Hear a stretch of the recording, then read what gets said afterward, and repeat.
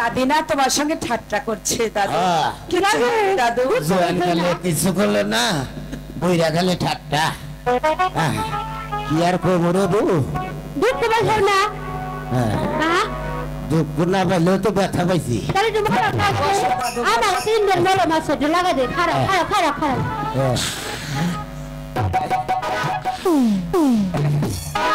দাদু তুমি কতদিন পরে একবারে যদি দাও না তোমার বসাই না, এখন সবার সামনে দাও।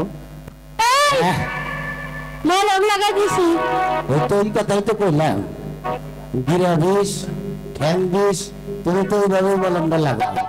এই আমার আর কেউ নাই, মলম লাগানোর মতো মানুষ নাই। না এমনি বসে রয়েছি। শোনো রূপান, বলুন দাদু। আমি এসেছি ওই নিরাজপুর হতে, বাদশাহ একাবারের 12 দিনের ছেলে রহিম বাদশার সঙ্গে তোমার বিয়ের প্রস্তাব নিয়ে এসেছি।